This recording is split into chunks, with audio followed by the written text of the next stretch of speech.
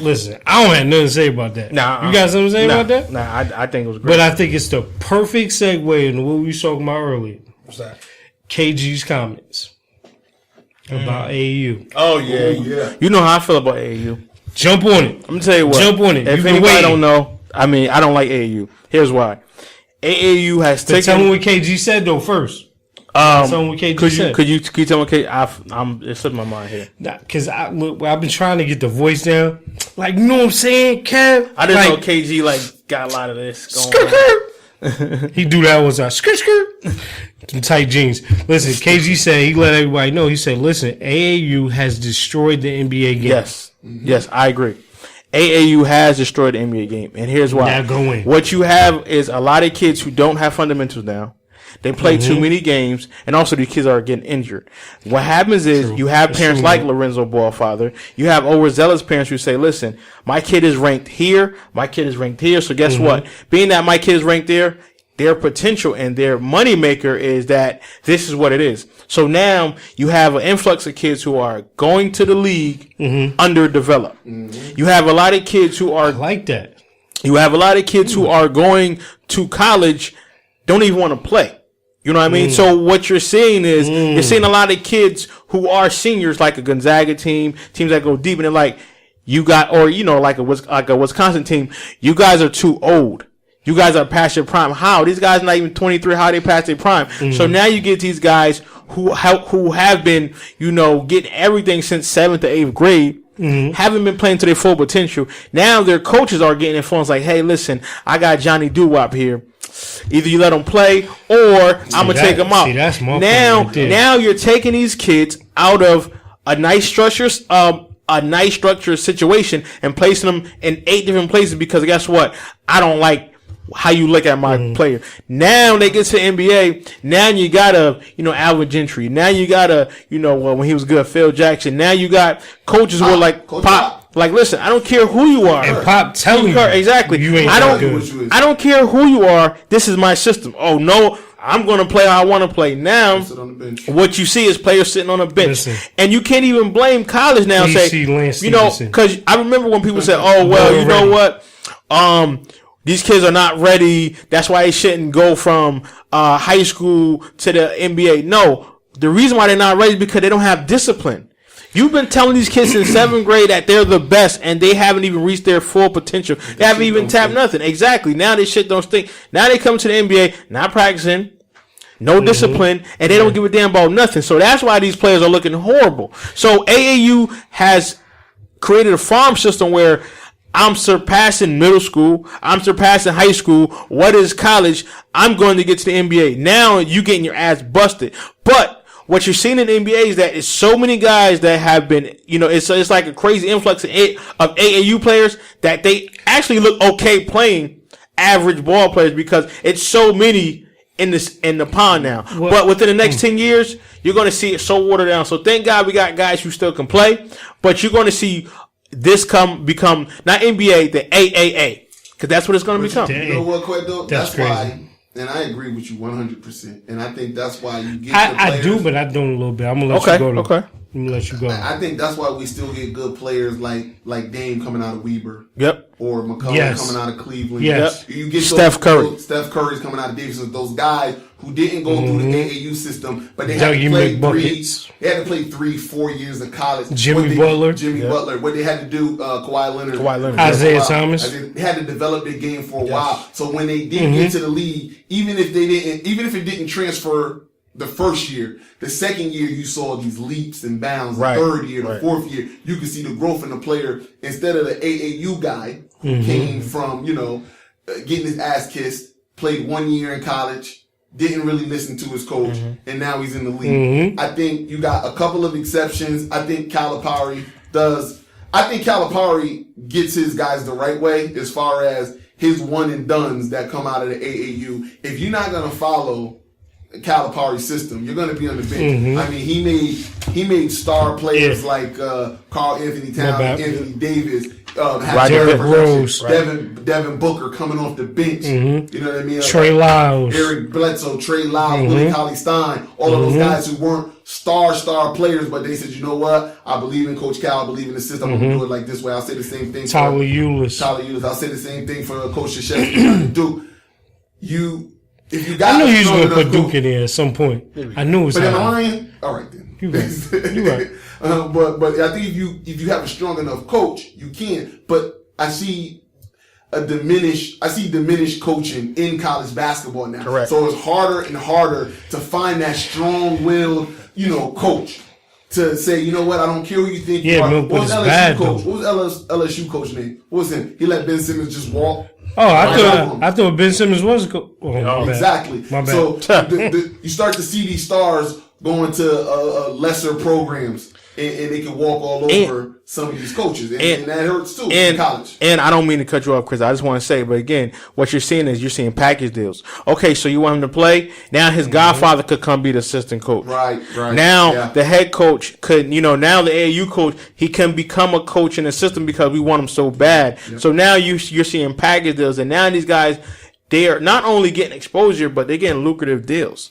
No, so right. now it's like I can't tell him nothing because he's the bread and butter of my family too. You know what I'm saying? Well, listen, this is my my view on the whole thing, right? So think about it. In the 90s, right, my era, AAU was a good outlet for everybody because it was the cream of the crop, right? True. And everybody that played, you were a proven talent. Right? Yep. The other thing that happened with AAUs in the 90s and early 2000s is you had literal coaches, real coaches. The reason that AAU is watered down in the way it is now, because all these coaches is somebody's daddy or somebody's uncle. These were the parents that were in the stands yelling at these kids or yelling at these coaches to play my son, play my nephew, play my godson, and what did they do? Now they went and put their own team together. Exactly. Right? Yep. So now, not only do you have an influx of kids that are playing that are undercoached or underdeveloped and don't even know the game, you have a bunch of coaches that have no experience in basketball at all besides you, the local park legend. Right? How can you expect to get a finished product out of that system? Right? And it's all just a trickle-down effect because now this is, in the influx of the talent that's there, is the reason that Adam Silver is now looking at the age limit. Yes. Talking about maybe we should revisit it. This is the reason when we watch the NBA draft in the summer that you're seeing all these European players because the crazy thing about them, say what you want. Say what you wanted about Porzingis because I booed him too. But you know what he was? He was a 3-year pro before he got into the NBA. Agree. You're right. Played with grown men, right? Even a Greek. So, exactly. So you have a lot of this stuff that's going on. But again, this country and what we're doing with athletics, we're killing our own system. Yes, we are. And then question, man. It just kills it, man. Do you think that these coaches in AAU don't know how to coach because they just let their star player play iso ball, or do you think that they just don't have the skill set to actually run a coherent system in AAU? I'll put it to you like this. I'll let you answer that answer. I think it's the coaches themselves not having the basketball IQ to implement a system. I think it's the way that they coach and teach the game that doesn't allow a player to pick up a system to run it correctly, right? And then I think the other thing too is they're not looking to be a coach. Right. They're looking to tag on to the next thing to get to the next level because like what mentioned, think about it. Very rarely in any coaching profession, anything we could talk about, baseball, football, soccer, whatever, you go through the ropes Yes, you do. before you're able to get on any level and say you're a head coach anywhere, right? Now it's like, yo, you was nice back in high school. Yo, come here, son. Yeah. Right? So that's what it is. The game isn't being taught right now. You know what makes the game so exciting right now that people don't even realize, and people that don't have the mind to look at it. The game is so exciting right now. There's so many players that can slash to the basket. It's so many dunks. You know why? Because the only thing that's being run in the league is a middle pick and roll. Yeah. Everybody's open. You're right. Everybody's open. But the novice doesn't see that. They're like, yo, did you see what just happened? Oh, you're so right. Yo, go to any NBA game right now. So right. I guarantee you, 10 out of 10 sets that you see is off a middle pick and roll. Mm-hmm. Yep. Nothing else. There's only a few teams that do, not the regular stuff that you see every day. Only a few teams. Let me tell you all this, and this is how they dumb it down for you, right? So now what people do, because some smart people was catching on, they was like, yo, remember the thing back, like, was it 2-3 years ago? Or anytime they play, the Spurs play such beautiful basketball. Oh my God. The ball moves from side to side. Yeah. So you had the Spurs in the West, you had Atlanta. Because Pop and Budenholzer. Yeah, Budenholzer, right? And they was together. Mm-hmm. So now you know what these other teams do? Okay, damn, they got us, right? Can't run the middle pick and roll. So what they do now? All right, next time we come down, run the shit on the side. Mm-hmm. Now you got side pick and roll, but it's the same damn play, right? Because, and everybody thinks the Spurs offense is so complicated. It's a pick and pass offense, which technically any real coach would tell you is the easiest offense to run. A motion offense and what they're actually doing with a top pick and roll is the hardest thing to run. Mm-hmm. Because your motion is dictated off what somebody else does, right? Mm-hmm. Pick and pass is simple. I pass to you, I go pick away. They pass, you go. That's all it is. What do you think about the Warriors offense? You know what? I like the Warriors offense because it's predicated still off of ball movement. Yeah, I was about to say. Yeah, so it's harder for them to stop. Listen, we watched it in the finals, right? And don't be fooled. And I know my man here, he about to jump on for his godson or whatever. I'm not saying right? Nothing. He's the champion. But here it goes. The reason that they beat the Warriors the way that they did, besides the Warriors choking, you had people that were or that are physically superior that got them over the hump. It wasn't their offense. It wasn't a team defense. Mm. You had LeBron made great plays. Kyrie made great plays to win it. Athletically. Exactly. But now you juxtapose that, spell it. Yeah, got you. Get that. But now go back to when Miami played San Antonio and San Antonio dismantled them. Yep. Mm-hmm. Because the system on both sides is something that's been taught. You know what I mean? Yeah. This is why when we look at other sports, especially now, we look in our area and we say, okay, yeah, West Haven about to go up there. The West Haven Pee-wee's about to go up there and play Shelton. And then we come back after the game, yo, Shelton put 40 on them. How'd that happen? Because them boys been playing in that same system since they was 5. In Sonya. Yeah. Right? Same system. Since they was 5. Mm-hmm. That's how it happens. But I mean, again, all this stuff that's going around, and I get that parents want to be invested in their children. To a degree, to a degree.